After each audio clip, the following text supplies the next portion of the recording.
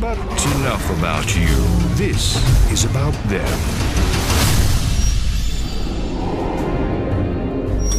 Like Quentin Tarantino, Tim Burton, or Wes Anderson, some filmmakers have an artistic signature that couldn't possibly be replicated in the hands of anyone else. But we don't have a lot of those people in the video game world, do we? Heck, even Halo 4 proved it could still be Halo without Bungie around. After 20 years as a designer, though, there's at least one guy whose creative touch is irreplaceable: Ron Gilbert. The revered adventure game designer best known for Monkey Island and Maniac Mansion is unleashing The Cave, his first true adventure in years, and the results are, well, very Ron Gilbert-y. Open the employee's back entrance. I'm sure you'll find some treasures worthy of the cave's gift shop. The Cave's title might not be as kooky as Monkey Island, but its story is every bit as off the wall. 7 adventurers inexplicably stand in front of The Cave, a sentient living thing with a 50-year-old narrator's voice. It does bode well for our intrepid spelunkers that they navigated that maze of intrigue. The Cave explains that we're here to explore these people's dark secrets, which is enough of a hook to lure you in. Its look matches its gameplay, cartoony and a bit over the top. The environments of the mysterious cave the game is named for are largely dark, as you might expect, but mix in a fair variety of locales that expand the color palette. Meanwhile, the cave's characters, particularly its 7 playable heroes, 3 of which you control at any given time, all have exaggerated, almost puppet-like movements. It happily reminded me of Toy Story more than anything else. That's what's cool. What's unexpectedly not cool, at least on the Xbox 360 version I reviewed since the other versions were not yet available, is the cave's consistently choppy frame rate. Despite being a slow-paced, side-scrolling adventure platform game, the frame rate dips almost every single time the camera pans to a new area. It's hardly a game breaker, but it's an unfortunate distraction.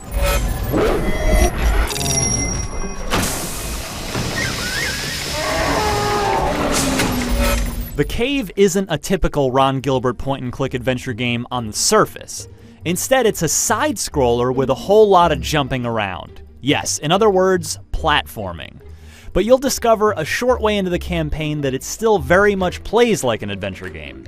And by that, I mean puzzles. You're solving lots and lots of puzzles. Easy ones, complex ones, and weird ones. Many require 2 or all 3 of your characters at the same time, too.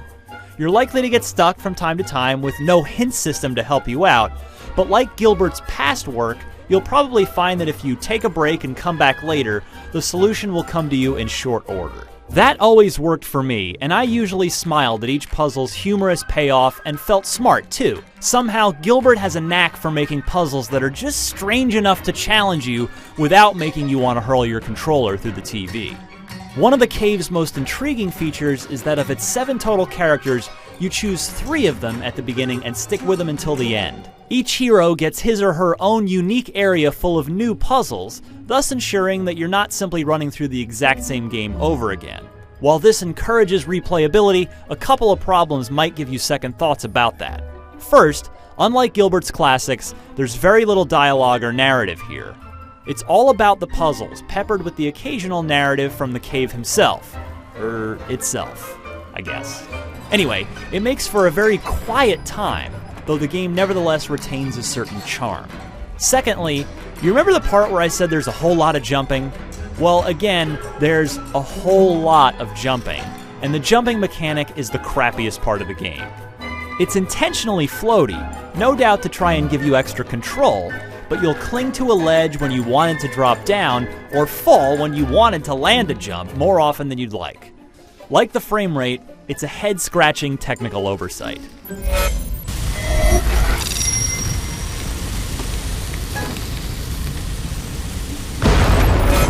The Cave is actually built for replayability, and though you might not want to repeat it twice, it's probably worth at least a second playthrough.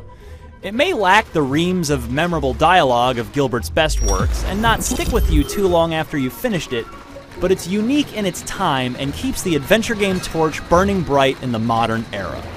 For more on The Cave, head on over to IGN.